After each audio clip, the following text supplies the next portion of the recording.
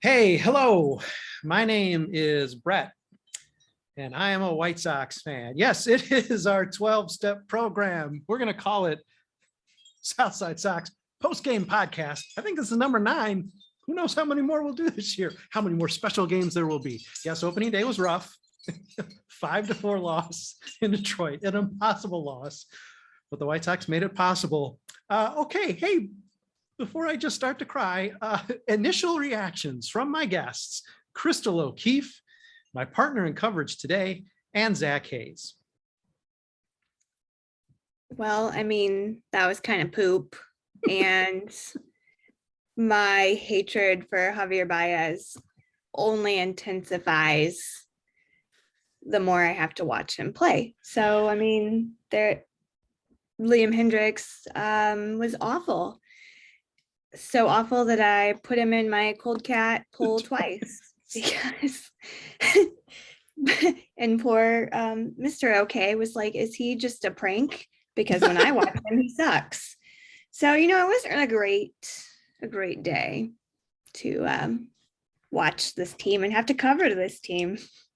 Zach, I'm wearing the t-shirt. You're wearing the hat. How are you feeling?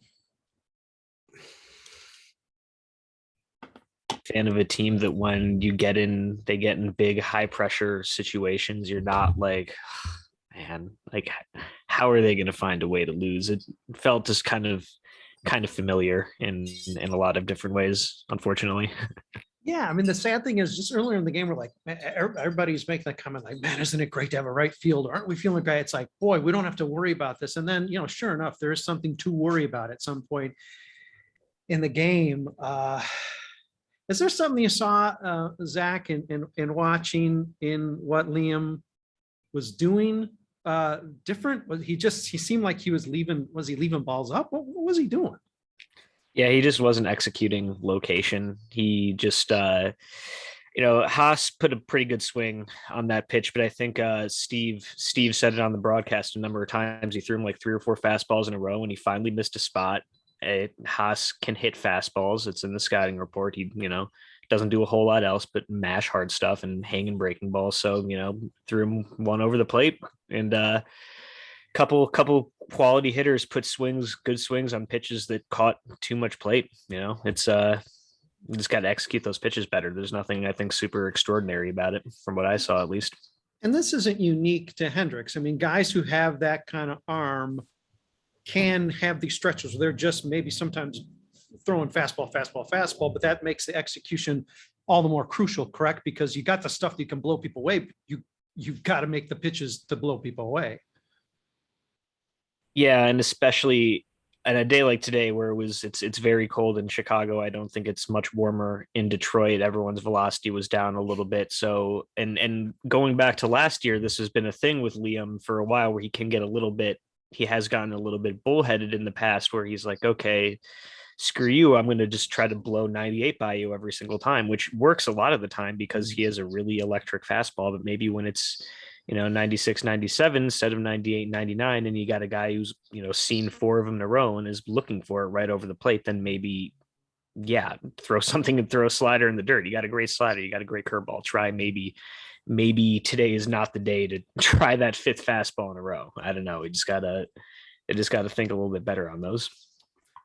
Zach, I'm giving you a metrics assignment. I need you to track his volume of cussing, literal volume and amount of cussing to how much he's losing it and just deciding to keep chucking straighter and straighter, or maybe even getting that ball up because it's nasty. Delia R, welcome to our 12-step program for recovering White Sox fans. Joining just a minute late, cannot blame you.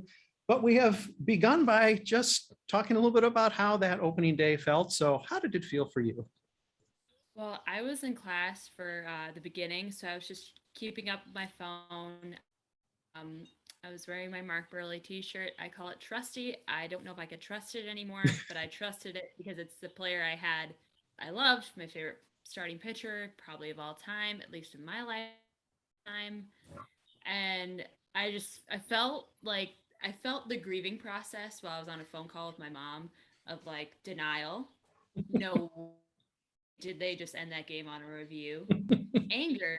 I think I hit a reverse order of like the grieving process. So acceptance wasn't really key for me because I did have a little bit of experience working for the Northside organization. So the hype between Javi Baez, yes, am I excited he's in the American League Central? Will it be more exciting? Absolutely.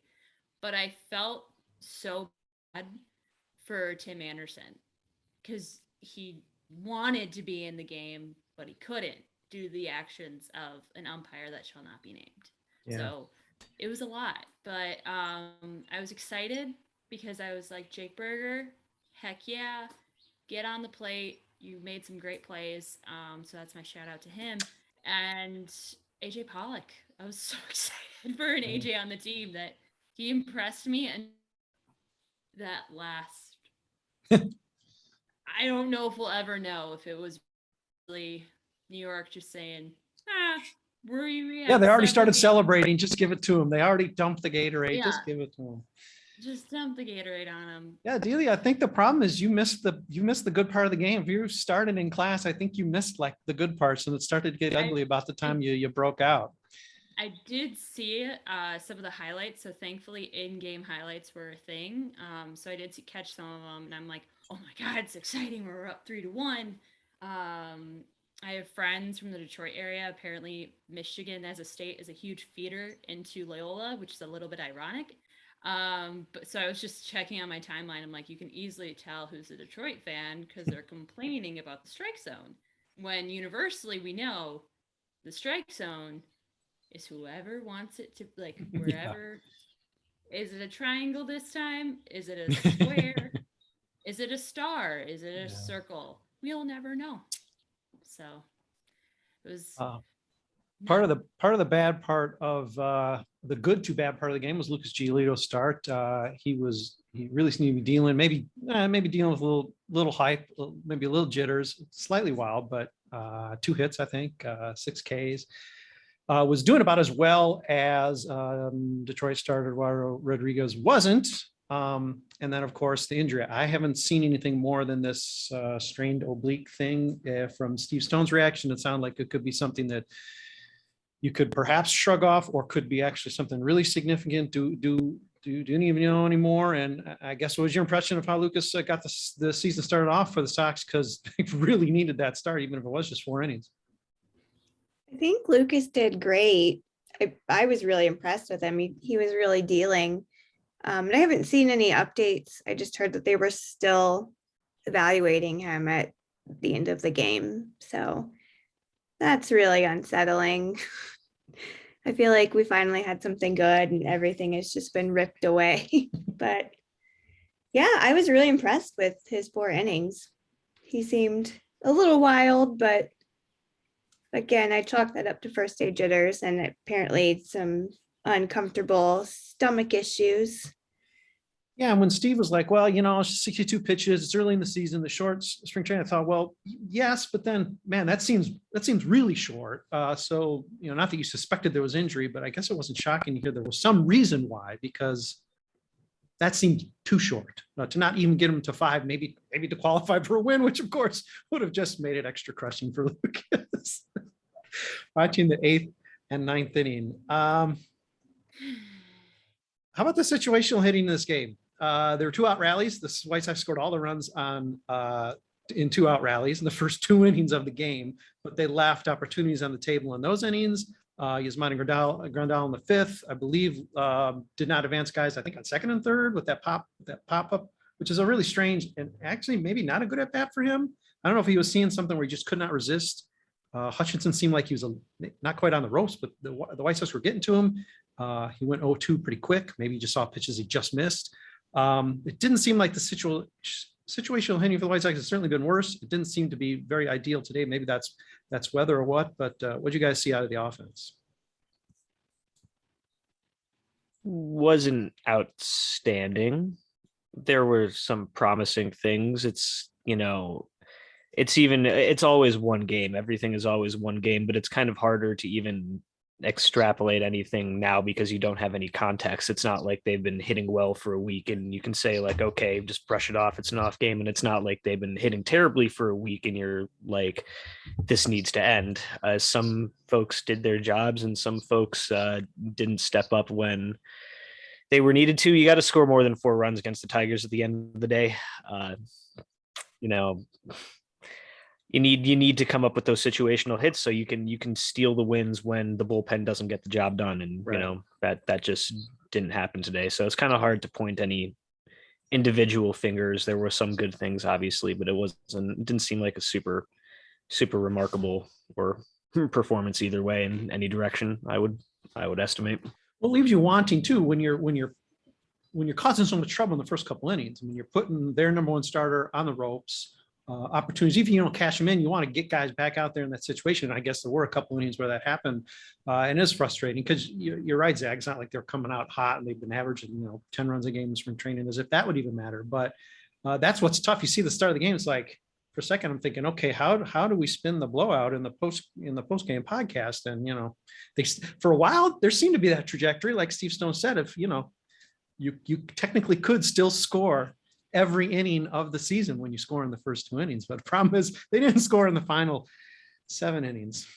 Well, let's take a break. Let's come back. Our 12. So we're going to go get donuts and coffee in the back, and then we're going to come back into the meeting room and, tell our stories about being White Sox fans. Hang with us.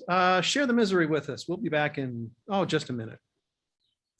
White Sox fans, it is postgame podcast number 9. I am Brett Balancini, lucky enough to be your host.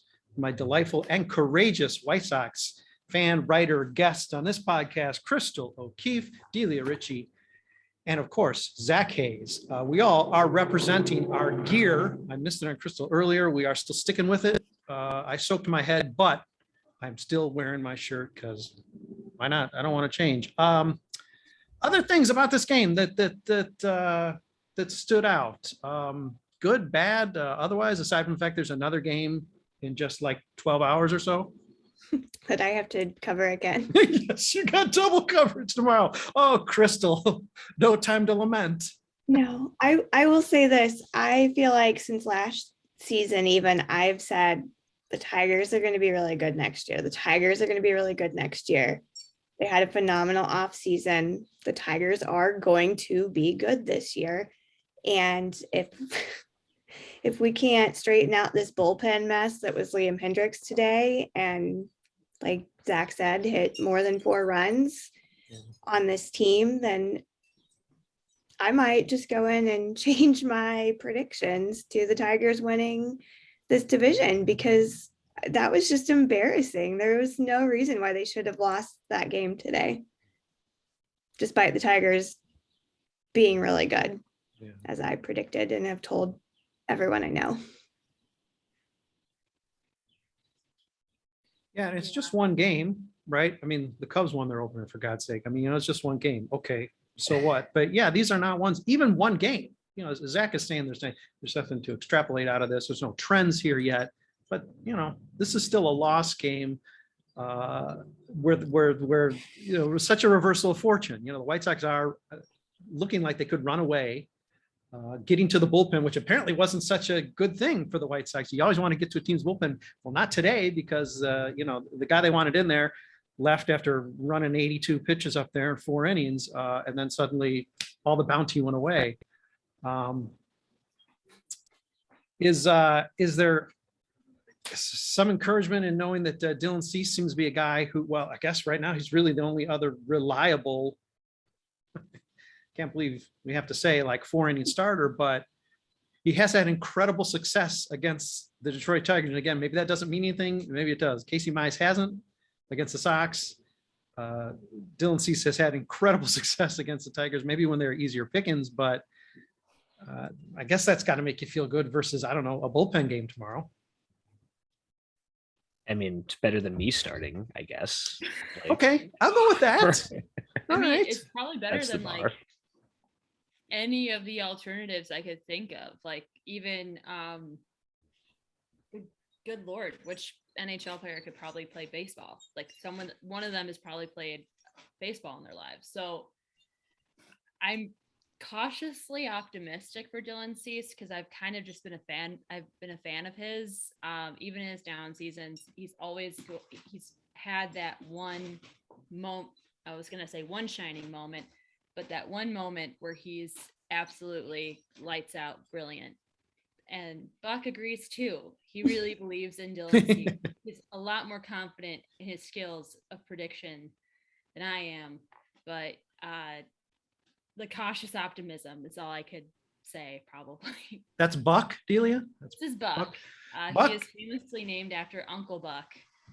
Buck is Buck is doing his John Candelario barrel into second base. Okay, what do we think about that play? I mean, it seemed like certainly old school, that's nothing.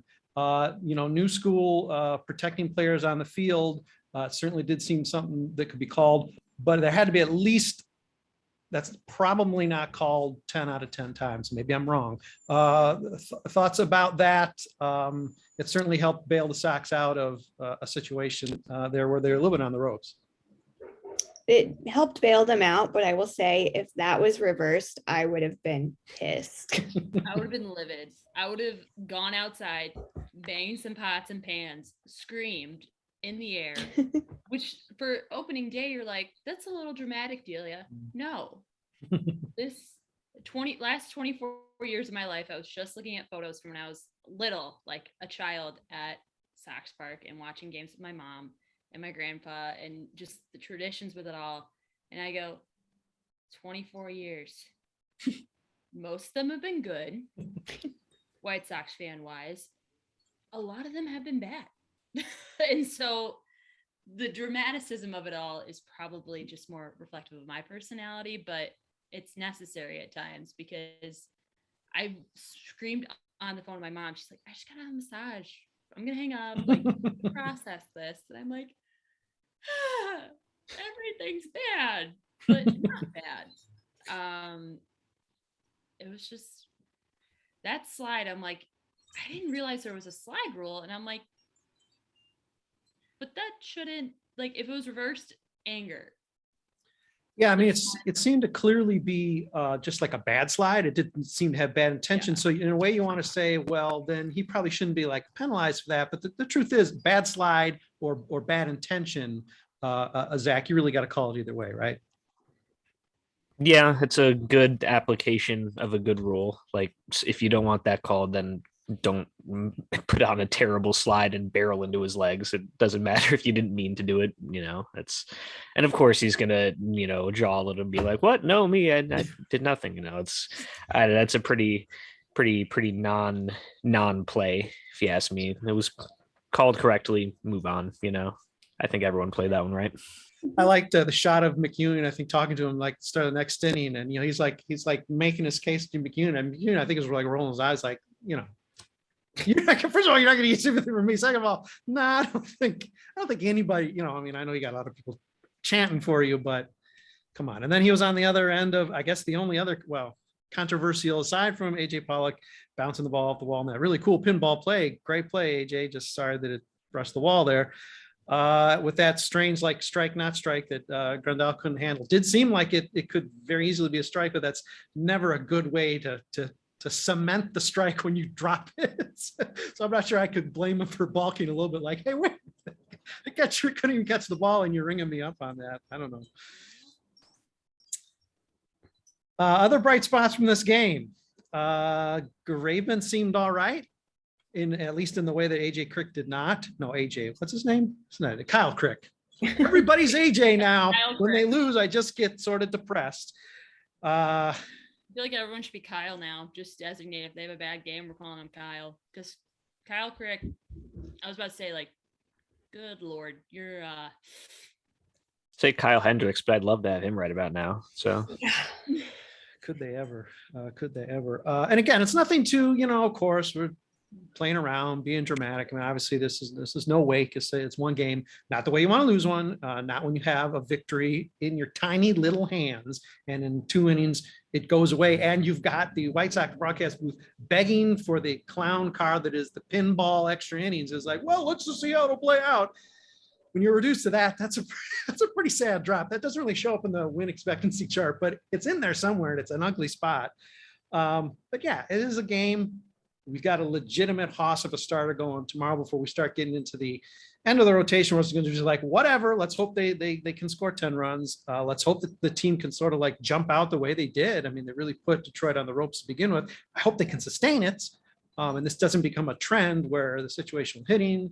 I mean, this team, uncharacteristically for any major league team, much less the White Sox, from the if I have this correctly, from the second through the sixth inning, no strikeouts by the batters. I mean, you've got to take advantage of that. It's one thing when the White Sox are striking out 10 plus a game, but boy, when you have that kind of gap, geez, I'd like just to see some station ball, if nothing else, and get a few more runs in, because it turns out they needed them. Okay, well, does anyone? Well, Chrystal, I'm sorry to say, I can't say if you're going to change anything up for tomorrow, because if anything, you just got to dig in doubly deep. Are you going to be able to find enthusiasm for your double coverage tomorrow? Are you going to be able to summon it up?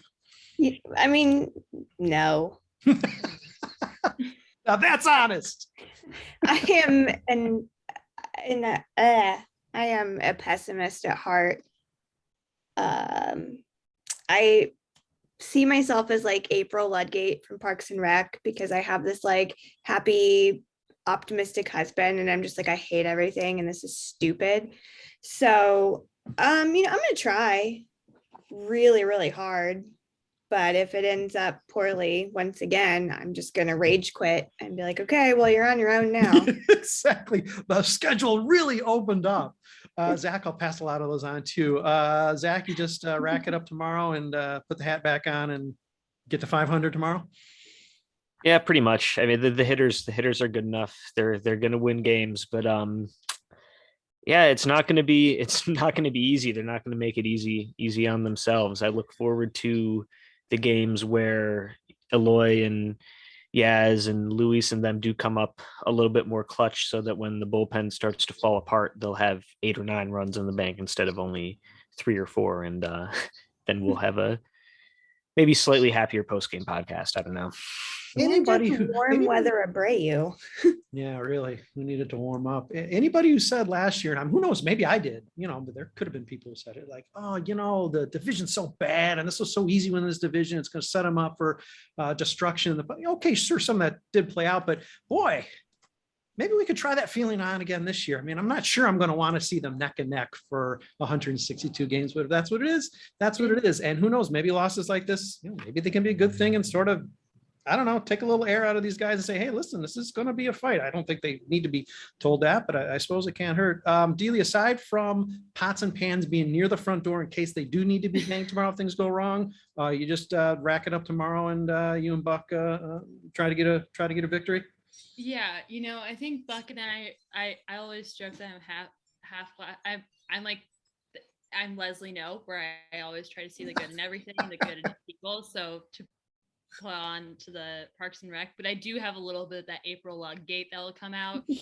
I will sadly not be watching the game live, but I will be having updates as I go along. But I'm just hoping for a bigger, like a better opportunity. And I'm hoping that like Dylan comes out strong, and just all the bats are warm, because it is hard in April when you're to like really hot, really nice Arizona weather, and then you come straight to Detroit, like it's maybe 5 degrees warmer or cooler depending in Detroit, and it's raining and it's cold.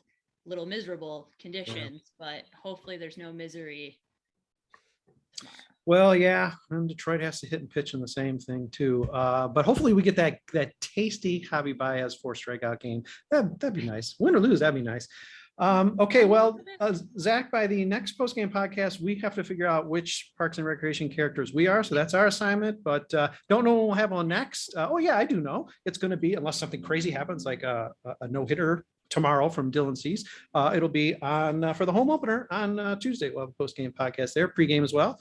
So another long coverage day on Tuesday. We're gonna take the weekend off. All of us except Chrystal, who has double duty tomorrow, and she is looking forward to it. Stay optimistic, Chrystal. Zach, thanks for joining. Buck and Delia as well. Thanks everybody for listening, watching, reading. A lot of coverage today. Hope you enjoyed it. It's going to keep coming at you pretty much all season. So thanks for tuning in to us. And we will see you, boy, for a post game no later than next Tuesday.